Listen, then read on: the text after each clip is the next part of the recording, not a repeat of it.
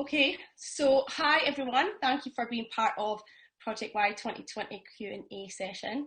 It's been a different experience this year, I have to say, as we've moved the project onto an online platform. I feel like we've all learned a lot from each other as we've navigated our way through this digital way of working. So it would be great to hear about each of your career paths. So can we start with Anna?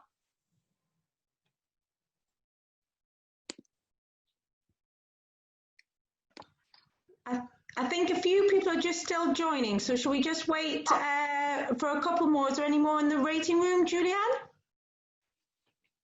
All good? Okay, so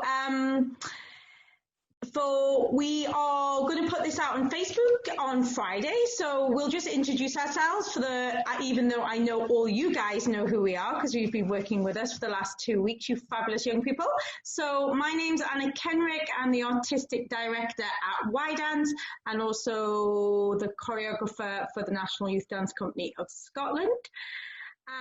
So my short bio, I'll keep it short. I trained at a Northern School of Contemporary Dance in 1942 before the war.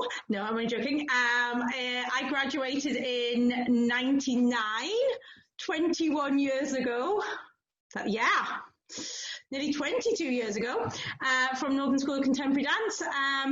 In Leeds, I then went to London and worked with a range of in a freelance capacity for a range of different dance companies, project-based dance companies doing things for a dance umbrella, things like that. I also worked for Anjali Dance Company, which was a company in Oxfordshire who work with people with a range of different abilities. I was a dance artist there for 2 years, working with the professional company as their kind of rehearsal director and company class person, and I also ran their youth dance company. I also worked for Magpie Dance Company as one of their teaching dance artists and worked for The Place as one of their teaching dance artists. I also worked as a cheerleader in London, as many waitressing jobs as well. And then I joined Ludus Dance Company for 6 years in my mid-20s, early 20s, and was on tour with them for 6 years.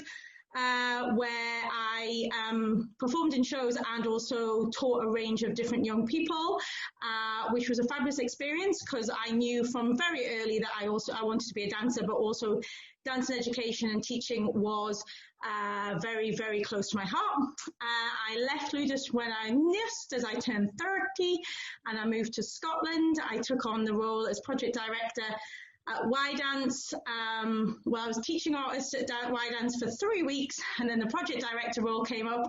I took that, and then after 3 or 4 years, I interviewed for the artistic director role, and I took over as artistic director, and from there kind of rearranged the company as it stands today and set up the National Youth Dance Company and many of the other projects.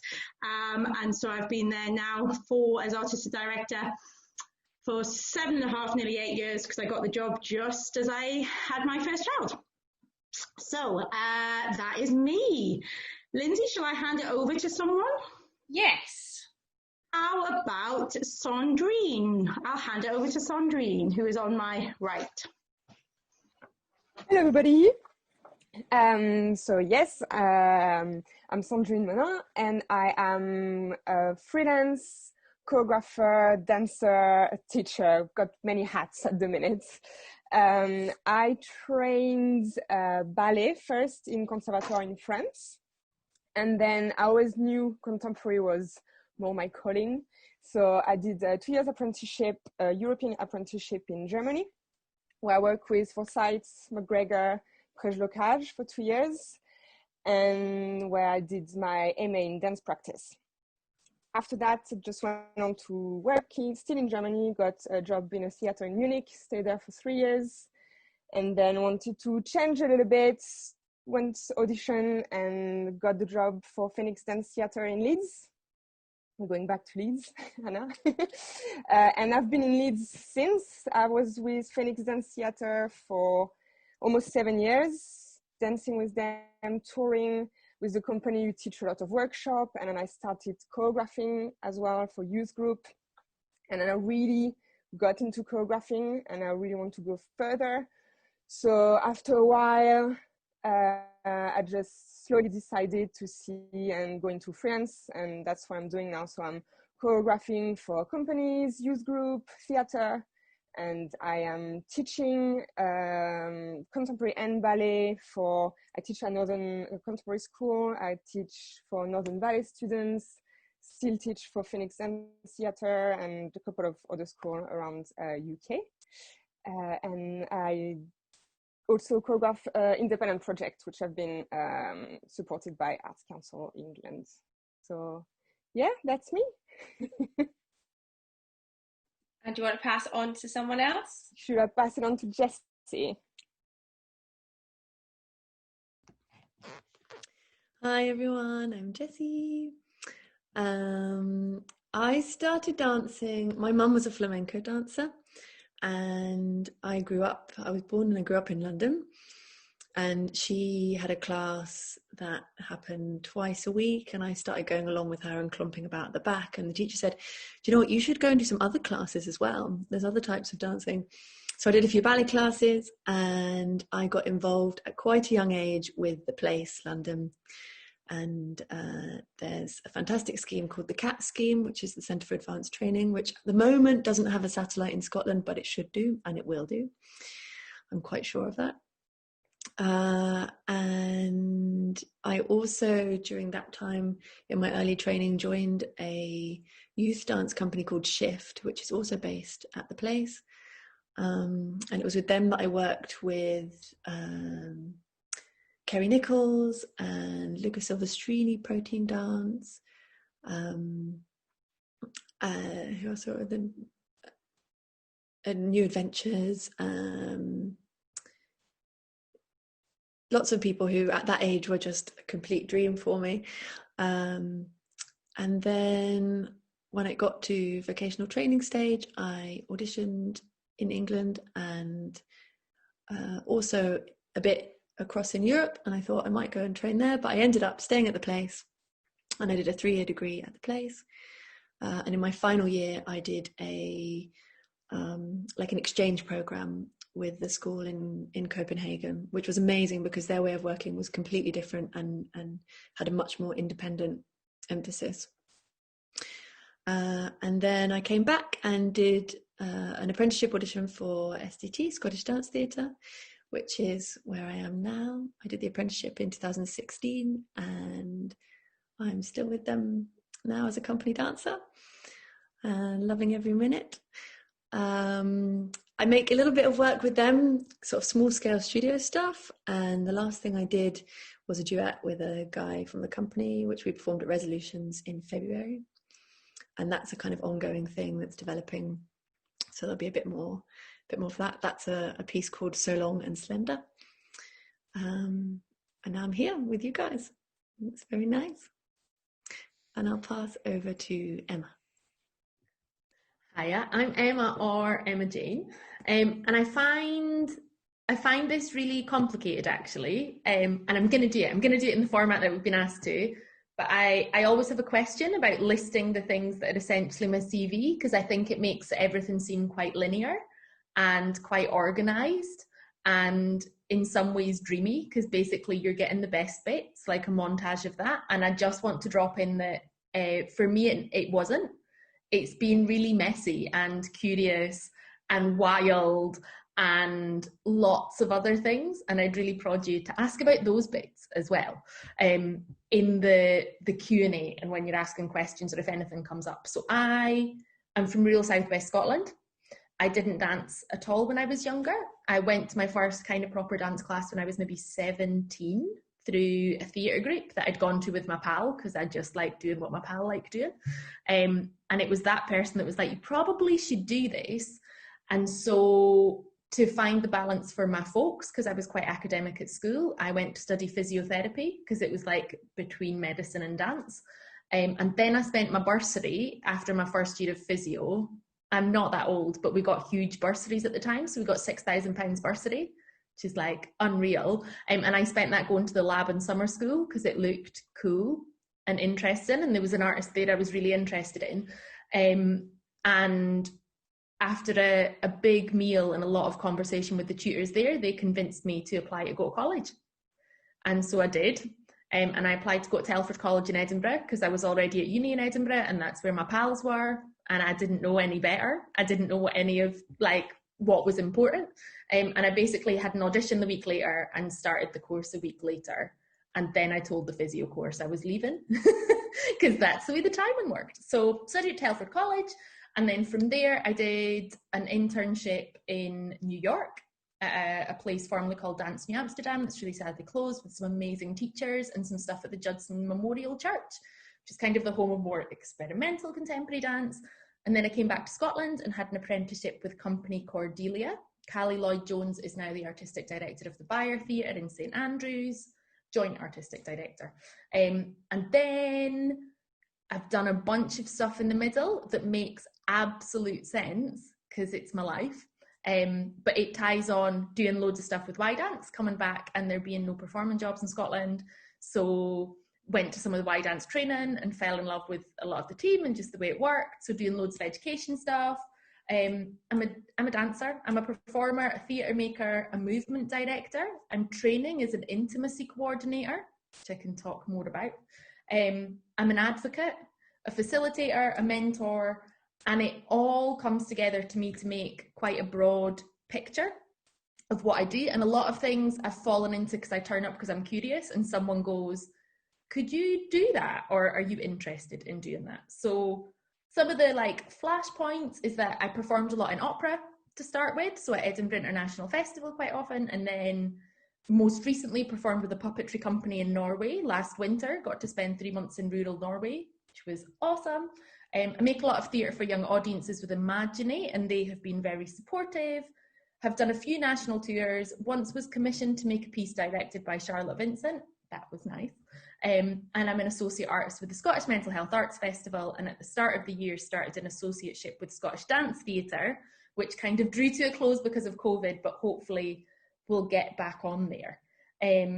And I once had a conversation in Holyrood in the Parliament with government people about what it's like to work as a freelance artist, and managed to convince them to increase my rate of pay by 3 times what they wanted to give me. And I think that is my proudest moment. Yeah, I'll stop there. Thank you so much. It's been great to hear a little bit of background about your career pathway into dance, and your career path is something that the participants have been interested in. They've all submitted questions to me so that I can ask you throughout this whole Q&A session. But before we go into that, I would like any of the participants just to write in the chat if you have any questions that you may want to ask after hearing our choreographer's biog. Yeah, so if you just type that in, that would be great. But the first one that they kind of, there's lots of them and they're really interesting. I found it very difficult to ask these questions. Well, basically, I found it very difficult to select which ones I was going to do. And I've amalgamated a few of them because there were some that were very similar. Okay. So I have one that's asked, has there been any setbacks or something that you've not been prepared for along the way?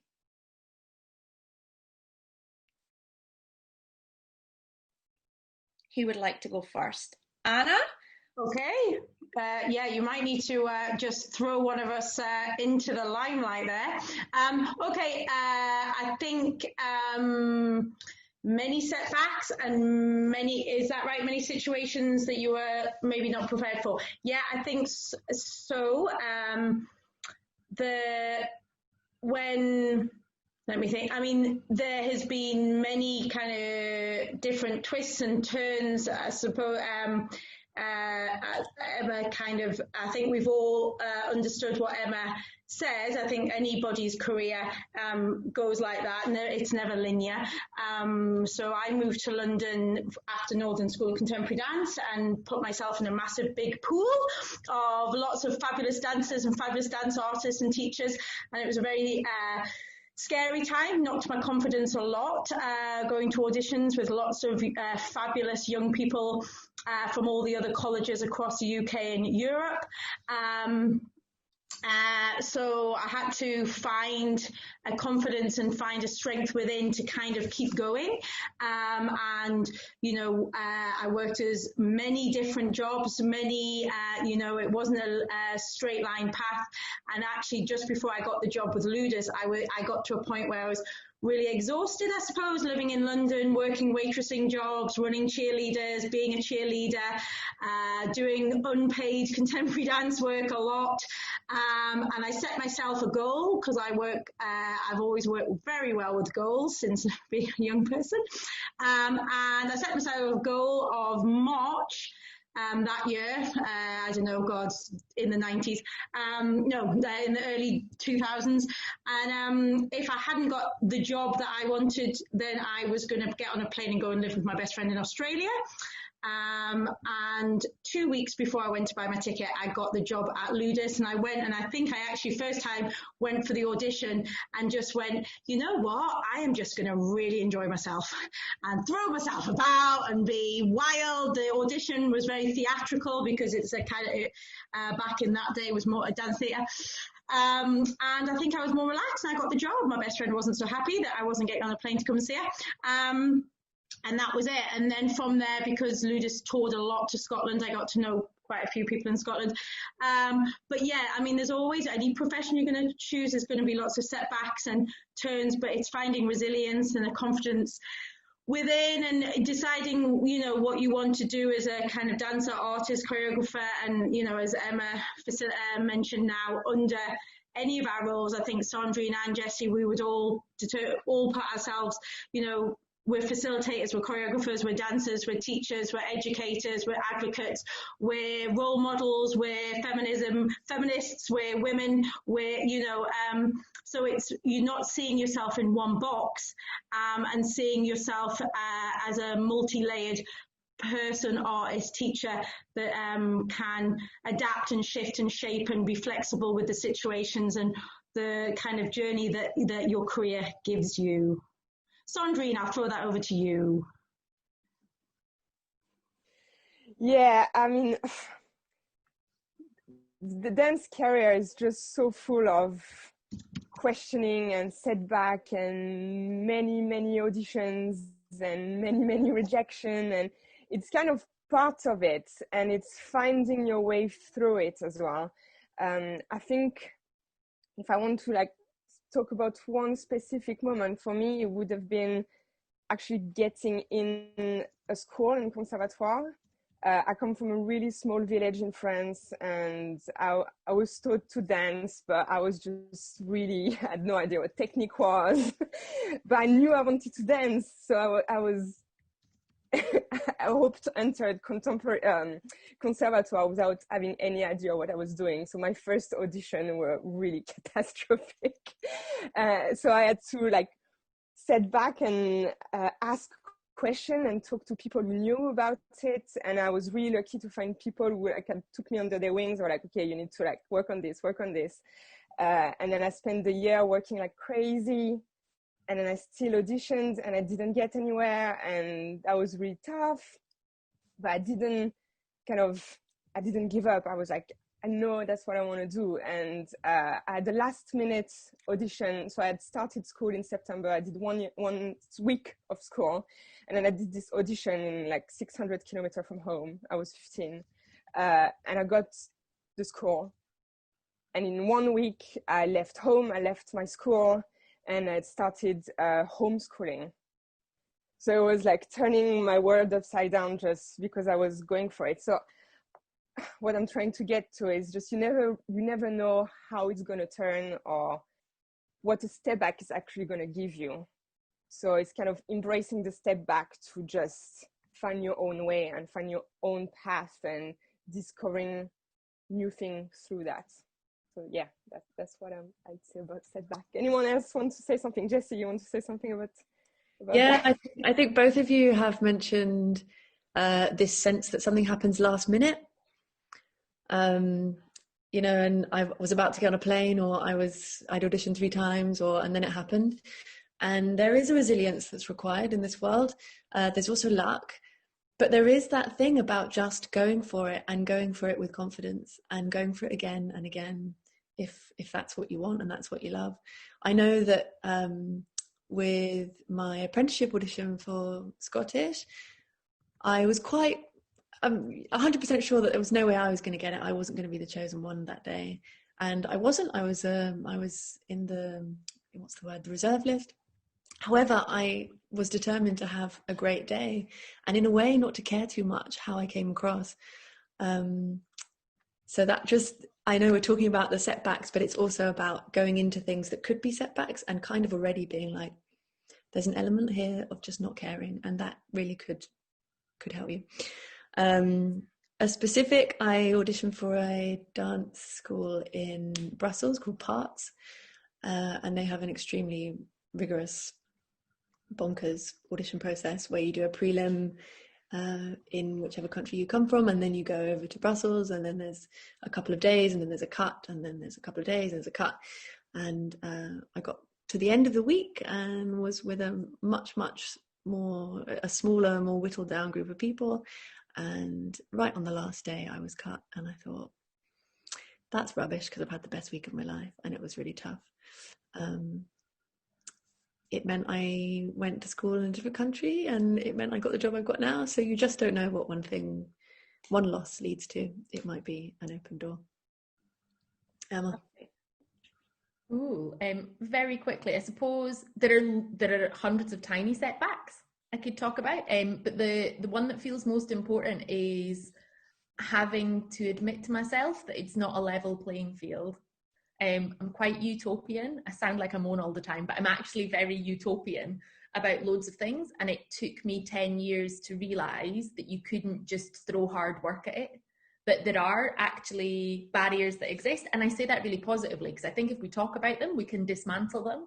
And I get excited about your generation, because if my generation work hard enough and loosen it all up a bit, hopefully you can just bowl in and like burn it down. All of the stuff that doesn't work, keep the stuff that does. So I think that, and recognising that however well intentioned you are, there will generally be a barrier, and that sometimes you have to really have a conversation with yourself about your value set. And I think specifically about a community project I worked on, where we were working with people who were part of a community and had all been kind of moved out around the city because their houses were going to be knocked down. There's about 90 people left. So we worked with about 6 young people. And I do so many jobs because I get really excited about the change. So I love being in Dundee Rep, and doing something on the stage with the ensemble as a movement director. And then I like to be with a bunch of young offenders making a dance film, and then elsewhere. But with this group of young people, they lived in housing that wasn't great, and they wouldn't trust us. And so over time I was like, how do we build their trust? And I said to my collaborator, we'll move in. We'll just move in for 3 months. Instead of doing it for a year, we'll blow the whole budget and we'll just be there for 3 months and live there. And we were told by the council or the housing people that we couldn't, because those houses weren't fit for people to live in. But all of the young people I was working with lived in those houses, and we weren't allowed to.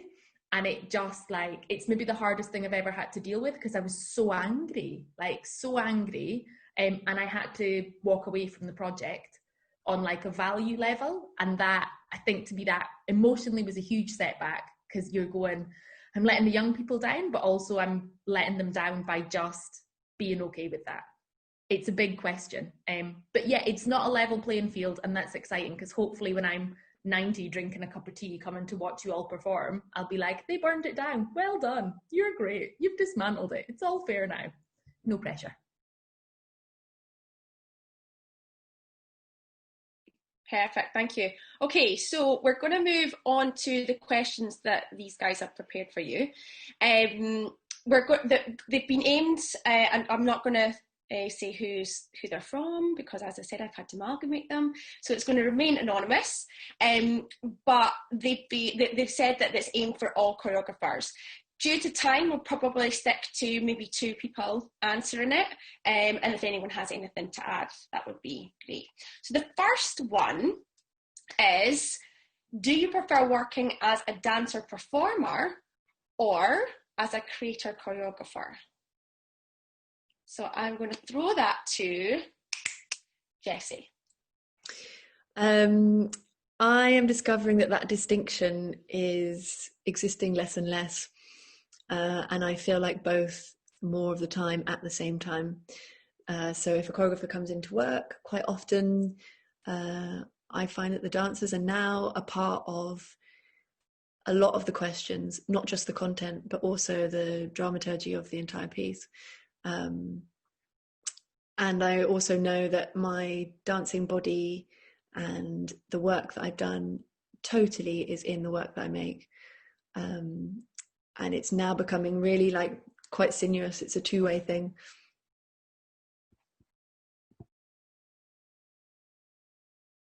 Anyone else want to add? Okay, Emma? I'm just going to echo what Jess said, but essentially say both, because I don't think I can do one without doing the other. And I think it's different in a rep situation. So if you're in a rep company, I think it's easier to be a maker because you can be working on the project. So in Scotland, you can be applying for the funding and try and make work happen. Whereas as a performer, if you have to wait to be in other people's projects, that makes it harder to plan your time. So I sometimes do quite like cabaret, and I do short performances or like improv stuff, because if I'm not performing, I lose my ability to be a maker, but I have to now make opportunities to perform that work around being a maker. So it's the same, but a different situation to Jessie in some ways, I think. And I think the two complement each other, hopefully. Nice. Okay, the next one is about the choreographic process. And they have asked, do you have a certain structure that you follow throughout the choreographic process, or is it different every time? I'll give that to Sandrine. Okay. No, usually there's a couple of things that come back, but usually I go depending on what the project is, and I readapt my way of working, whether I work with a theme or whether it's with the people I'm working with. And usually I give myself a goal with the project and what I'm aiming at, and I structure my choreographic practice around that goal. So whether I'm aiming for a project or for like a result, or whether I'm really working on the process, I adapt according to that. But yeah, you always change. And can I then pass it on to Anna? You may. I think there is a lot of similar things about my process depending on who I'm working with. For example, the opinions, questions from the dancers about the kind of theme, idea or frame that we're using for the piece is always extremely important.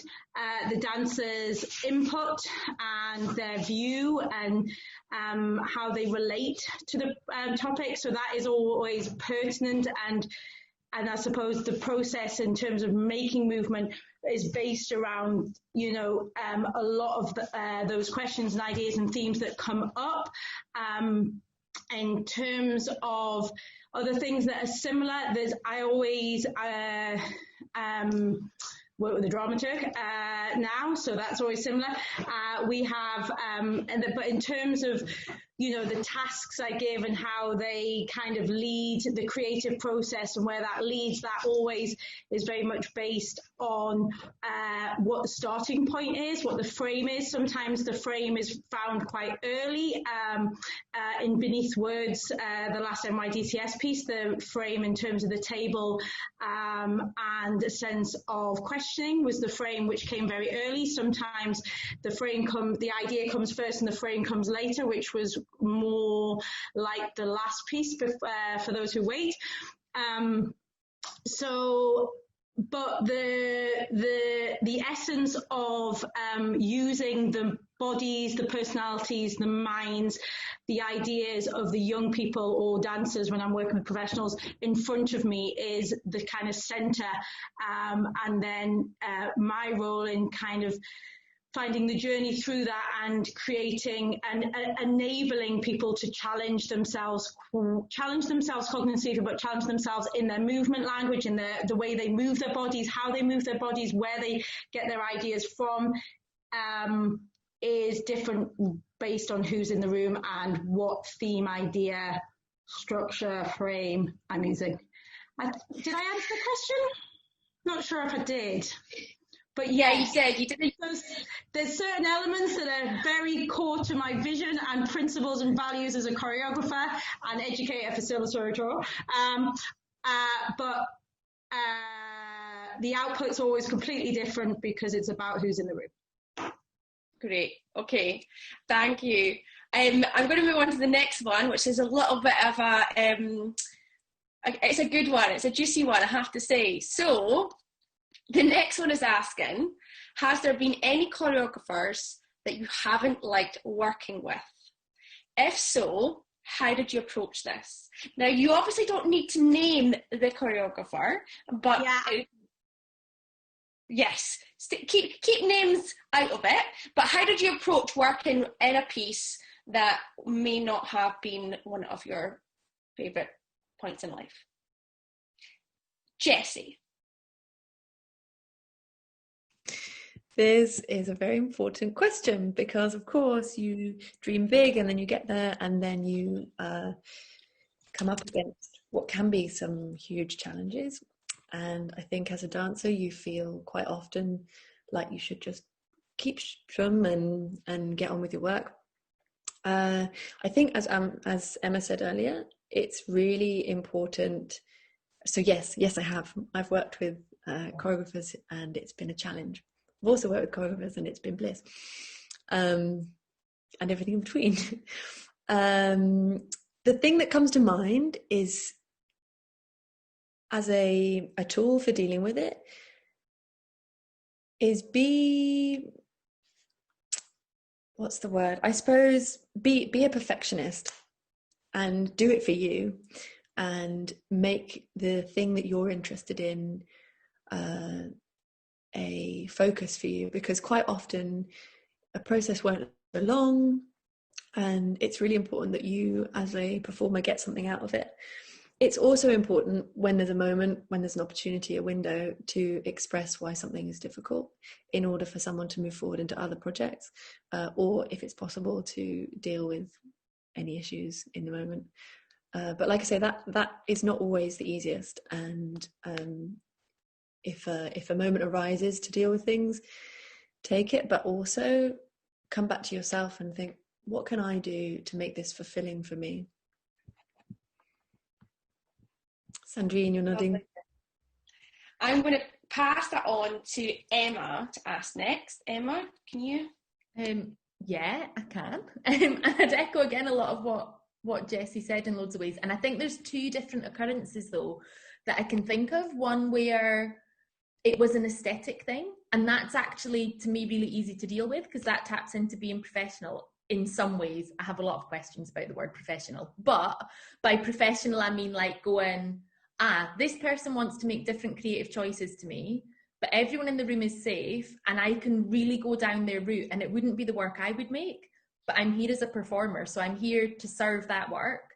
And I can ask questions if it feels really dishonest, but I also have to trust that choreographer to direct the work. And I think for me, that's not an easy situation, but that is easier than another situation I can think of where it was about values and behavior, where actually in the first week, there were some things in my gut that were just like, that's a red flag and I don't know why, but I feel a bit uncomfortable. And then as the process evolved, it felt as if it became a bit unsafe, actually, like just using dancers like they weren't people, and the way people were spoken to and expectations, like rehearsal time wasn't used very well. So by the time we got to tech week, suddenly extra rehearsals were called. So we were in like 16-hour days. It's really, and for me, that is totally different. And I think what I've learned from that process is now if there is a red flag, I'll voice it quite early on and just, or I'll spend some time with it in my head and be like, why did my gut twinge today? There's something making me uncomfortable. And then I can check in if it's me, or I can say, I know you probably weren't being funny, but this thing today made me feel funny. And then if it comes up again going forward, you have grounds to really ask about that, instead of just ending up being like, we're on stage in 2 days, so I'll just put up with it and not feel great. Because for me, there's the reminder that it's like about the long term. So you can dance a piece that you don't like and it won't do you any harm, and you do the job, but I maybe would no longer stay in a process that felt like it was doing me harm. Do you know what I mean? Like, and to be honest, and I say this, I think of some of the Scottish dance theatre stuff, I think a good dancer can find something interesting for themselves in any movement they're doing if the situation's safe. Like, I've had moments where I was like, I'm really not into this work. And then we got it on stage and I started to get curious about it. And actually, by the end, every time I stepped on stage, I was asking myself a question and figuring something else out that was like a mini victory for me, that I was really enjoying, that like curiosity and feeling like an artist again. Does anyone want to add to that before we move to the next one? Yes, Sandrine? Just super quickly, and I completely agree with what Jessie and Emma were saying, in a way that you need to find something for yourself. And also, there's things you're gonna find challenging, whether it's artistically or whether it's with behavior and values.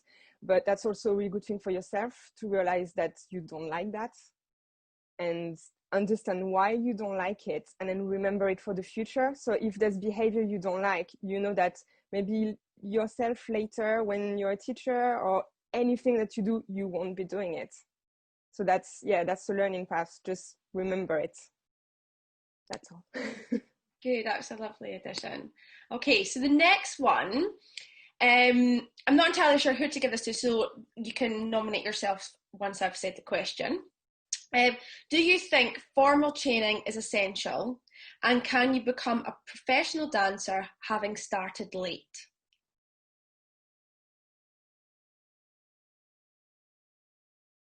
Yeah. I'm going to come in because I'm speaking loads, but I'm just going to say yes, because it's my job. And I didn't start training properly till I was almost 20.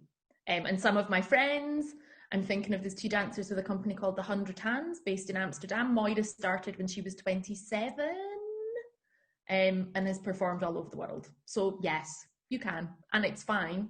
And you don't necessarily need formal training. There's a lot of stuff I think people imagine happens in formal training that doesn't. I think it's about your gut and wanting to explore the art form and being curious about it. I think there's two parts to that question. Yes, I think you can start later. I would disagree with Emma. I think formal, and I think Emma is kind of, she started later, but she did do formal training. So you don't have to go to formal training when you're 16 or 18. You can go to formal training later. And what I've noticed when I go around and do all the master classes for advertising Project Y and NYDCS across the country, a lot of people in training are much older than they ever have been in, when I was at training and in the 10 years I've been at Y Dance. So things are shifting, which is great, because especially a lot of work that's been made, and more so, and even the work that I'm made with younger dancers, having experience, life experience, confidence to speak your mind, have opinions that draw in, that the work draws off and feeds into, are really. But I would advocate that a strong base, a strong knowledge, and that's whether it's a musical theatre course where you get an all-rounded base of technical dance skills, theatrical skills, singing, those performers, or, you go to somewhere like Northern or the Place, or somewhere which is quite defined in its specific style. I think that's really important to have a knowledge of your body, how it moves, how you can challenge it, the energy and rigor it needs to get to be the instrument and tool that you need to survive a career in dance as a performer. But also, I'm 43 now, I'm 44 this year. I still teach National Youth Dance Company classes. I still teach sequences. I still teach team class, but that's because I understand how my body works and what it needs to keep it in shape and keep on top of my profession in my mid-40s, and I plan to keep moving and till my mid-50s. And I learned that at Northern School of Contemporary Dance. It was hard, it was very challenging at points, but I learned what my tool is, and that's my body. So yeah, anything to add, Sandrine or Jessie? I just say that it gives you maybe more choice if you go to formal training, and I agree with the understanding of the body to have a safer practice, but there's also so many things that you can do within the dance industry, which whenever you go more with theater, I think it's so large and wide what you can do. I truly believe in formal training and technique as a foundation, but I think you can as well find your own way not doing formal training. I don't know, that doesn't really answer the question, but it does, Sandrine. I think it depends, and we probably haven't got time to unpick it now, is what you class as a dancer. So whoever asked that question is what you class as a dancer.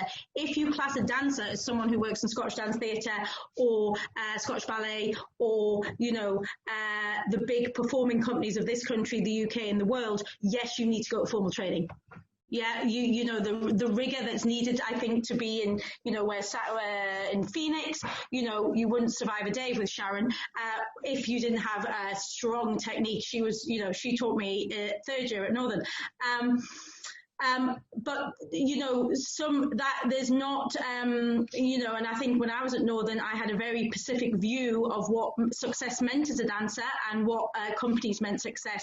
All of that came crashing down when I came back in, when I graduated into the real world and realized that everything I kind of was sold was a bit of a lie, and that being a dancer means so much more, and there's so many more opportunities than I realized, and that many of those opportunities I hadn't got the skills for at Northern. I wasn't confident in theatre. I wasn't confident with my voice. I wasn't confident, in anything really than Graham technique. Back in the day. So yes, you can get them from not training and doing a different course into dance, but it depends where you see yourself in the massive spectrum that is contemporary dance, contemporary arts, contemporary practice. And, if you want to get into Scottish Ballet, you need to go to a training. There's no two ways about it. So, and I think hopefully in Project Wise, we've opened your eyes to the plethora that is contemporary dance and contemporary theatre and contemporary arts, that maybe, you can answer that question in your own kind of way. I just want to come back in on that and really highlight that I'm not being complacent. I think I have a question around the word formal and the word formal training. So I regularly employ dancers who have not been to college and not done a college course, but they have gone elsewhere and basically done loads of class with brilliant people. And I really mean it when I say, and this wouldn't be for everyone, if I had my time over, I would have worked really hard, saved loads of money, and gone to Amsterdam and gone to Germany and gone to New York and just done 9 hours of class a day with tutors. And that in a way is formal training and what would have been formal training. But I think it's really important that you don't enter the world as dancers and imagine that having a qualification makes you a better dancer than someone that doesn't. And again, I think of parts. If I could have my time over and make a wish, I would be at parts, because the training there is just like unreal and phenomenal. So I think, Emma, the part of I think we all agree that training, whether it's in a building for 3 or 4 years, or it's going to a massive classes and skilling yourself up in many genres and technical, you have to train, whether it's in 4 walls or plenty of different types of 4 walls. You need to find out what your body can do and push it in different ways. And your mind, if you happen at the same time, that's good as well. And maybe question it too. And I only say that because where I trained, we used to receive 9 90-minute technique classes a week when I was there, as well as choreography classes and body conditioning classes. And I know, because of the way courses have been reduced, that is much reduced now. There are some people in colleges that dance less than people dance at dance societies in university or recreationally.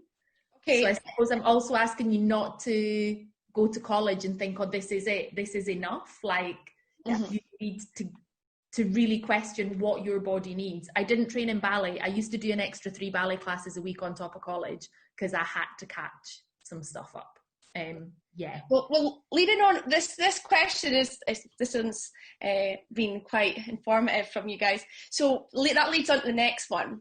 So the next question, someone asked, if you could go back in time, particularly when you were training, what would be the best advice that you would give yourself?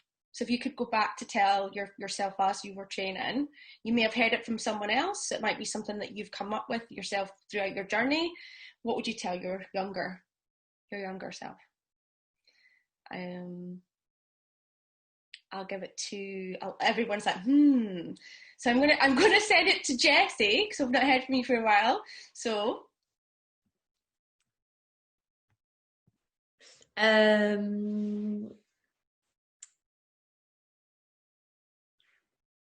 where to start?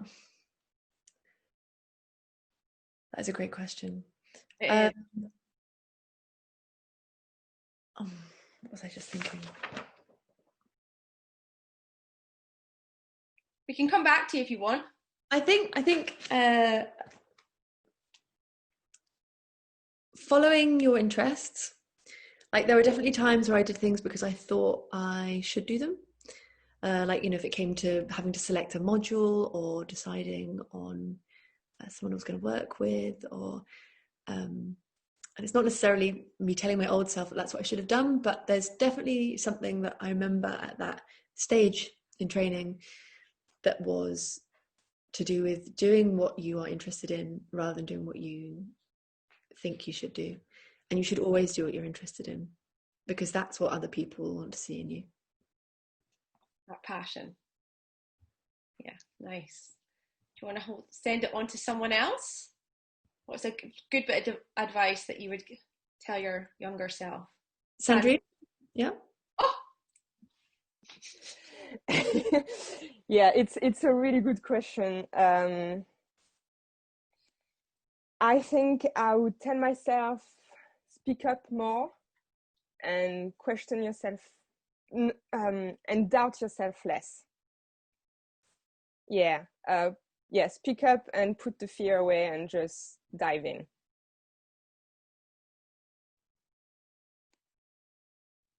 Oh, okay. Anyone want to add anything before I move on to the next question? No? Okay. So the next question is related to the uncertain times we are currently facing. And it's saying, what has the current situation and lockdown made you value more? Professionally? Well, yes, there's another question to add to it, but I thought I would just give you that one first. Okay.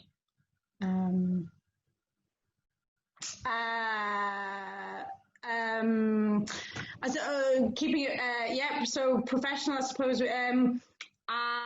value being in a hot, sweaty dance studio with a group of amazing young dancers who are in Project Wire National Youth Dance Company and working out problems physically together, and being able to kind of connect physically, emotionally, and share the energy that's beautifully created in a dance studio when bodies come together to create art.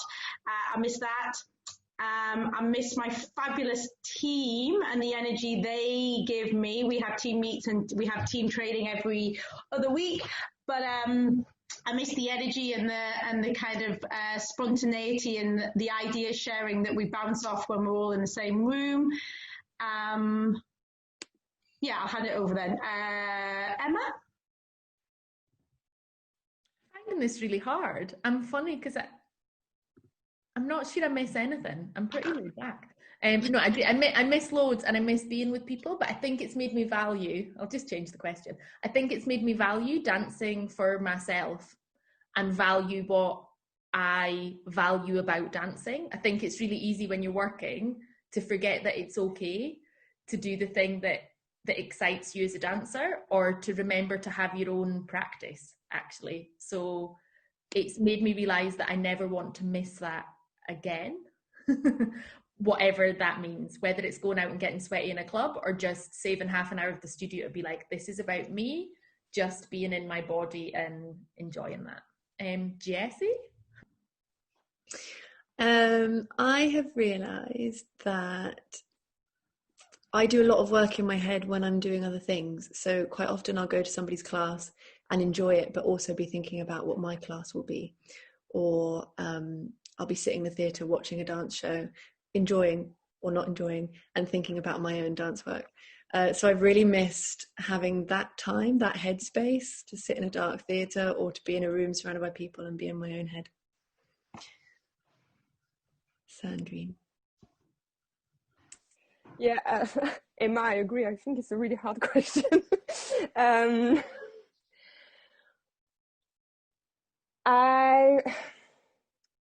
I don't know if that's answering the question, but I've enjoyed having time to pause because I was running around a lot and doing a lot of things, and it gave me time to reflect on why I dance and why I create and why I love it so much and why I want to keep doing it. Nice. So that leads on to the next question. And the next question is, do you think that you will create work around the impact of these current times? You could just do a quick fire yes or no. Or you can go into detail if you've already got an idea. I suppose the work that we've been working on the last 2.5 days and that I'm going to continue to work on tomorrow and Friday feels to me to be born out of this time. And it's actually been quite interesting because it's given me something that I wouldn't have had if we weren't in this time. I don't see myself making work about this time exactly, but I think that there are things that have happened during this time that will inevitably work its way into new work. Nice. I think I'll echo what Jessie said. I don't think I'll implicitly pick the theme of or idea of this time, but unconsciously, I think we've all developed, changed, grown, shaped, in different ways, and unconsciously that will come out in the work, even if it's not, literally, or blatantly or obviously about lockdown, COVID, being secluded, any of the kind of literal themes you could take. But I don't think this time has not changed anyone or made them reevaluate different things. And if you make art and if you make movement, those unconscious thoughts sometimes are the vehicle for becoming conscious. So no, I'm not going to do a lockdown piece, but who knows what the multi-layered piece that will be created with the next NYDCS cast turns out to be. Is that vague enough? Yeah. Oh, sorry, I just had a thought as well. Some of you know this already. I have no intention of making work about lockdown, or that I feel like it's also too fresh. I feel like I can't have a perspective on it because I'm still living it. So I'm like, ooh. But this time has changed a piece of work I was already making. So I was making a piece of work that basically just uses the repetitive gesture of applause. It's an hour of clapping. Great fun, very strong arms. And the whole clap for carers movement has totally changed that work and the direction the work was going, because a lot of the conversations that aimed to provoke people started having around clap for carers. So I might actually never make that piece of work because the conversation's already happened, which is kind of cool. Yeah. Okay, this one's a hard one. It's like when someone asks you what's your favourite song or tell me a funny joke. So I'm going to, but you have to do it just quickly. You don't even need to explain why, because we're running out of time. But who is your favourite choreographer?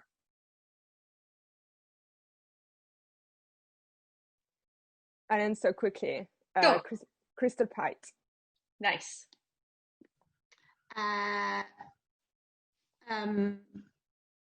Oh, I have two. Yeah, say two if you want to. That's cheating though. So I'm not quite sure how to order them, but Sharon Ayal and Jerome Bell. Lovely. Emma? Maybe Marie Chenard. Maybe. Okay. And Anna? You're on mute. Have two. Pina Bausch and Bathsheba. Yeah? Okay, lovely.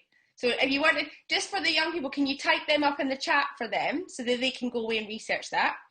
And we've probably got enough time for two more if we do it quickly. Yeah? So really short. What is your best or most surprising achievement to date?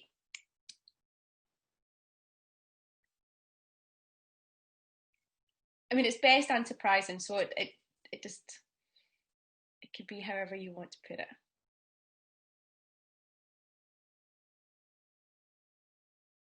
Let's go with Emma.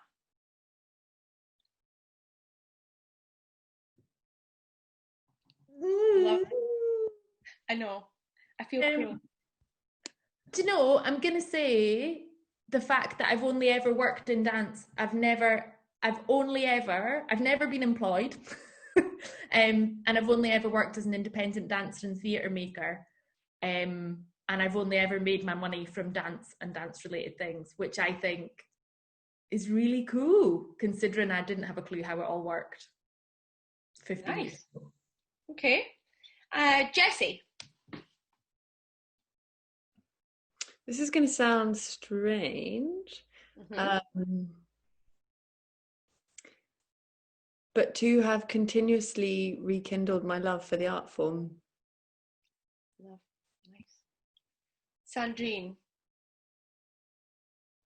It's really hard.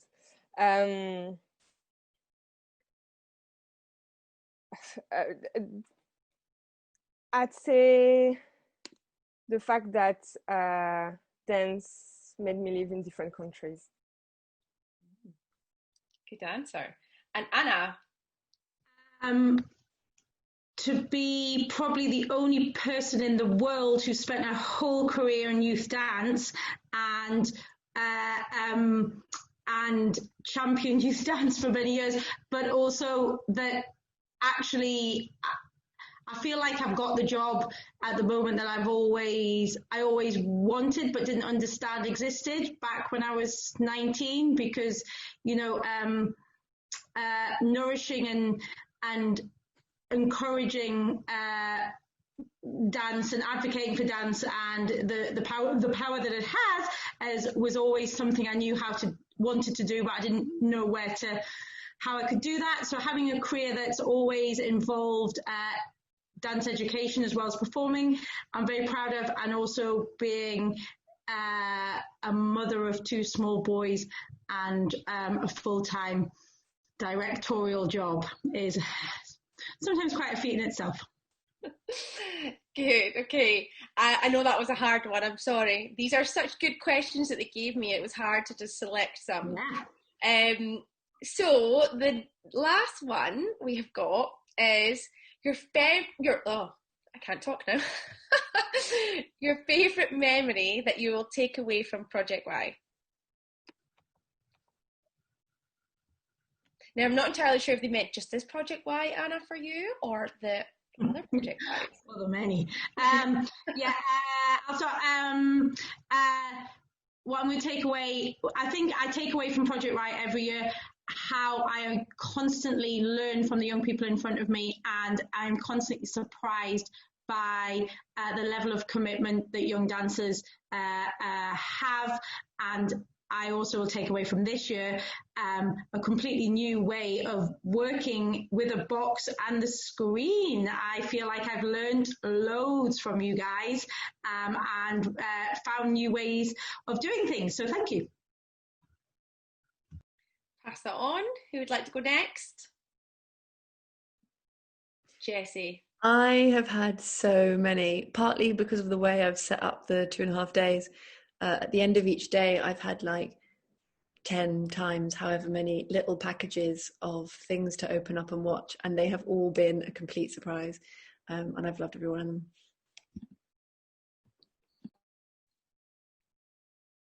I'll go with Sandrine next. I'd say the creation of a community in such a short time and online. That kind of amazed me how it was possible. Lovely. And Emma. I think yesterday I shared a photo that I edited, and I'm really proud and will always remember that the room was set up in such a way that someone could come back and just say that they hated it, and they weren't scared to be that brutally honest. And then that led to a really amazing conversation about the difference between nice ugly and not nice ugly, and all of that related to art. And it totally, like, the hairs on my arm stood up, and it was just really beautiful to hear everyone's contradictory and conflicting and agreeing and confused thoughts about all of those things that still confuse me. So thank yous for that. Thank you. Well, I'm not sure about all the participants because I haven't seen everyone's faces. It's been good because it keeps moving the screens, but I've really enjoyed the conversation. Thank you guys for answering the questions that the participants prepared for you, and so honestly as well. It's just good to have different perspectives. I have to say it was a very hard decision selecting the ones that I did answer, so I haven't asked your question, I'm really sorry, guys. But I'm sure that the choreographers will happily answer your questions privately. So yes, thank you. They were really good questions. They were, weren't they? If you have any more questions, you can type them in the chat, or you can send them to myself, and I can ask them and send the answers back to you. Just to add on that, we have our last session on Friday, so Friday afternoon. So if there is a question, we could maybe answer those last few then, or if something comes up between now and then, we can answer. We can have a wee Q&A to finish off the week. Perfect. Okay, thank you so much.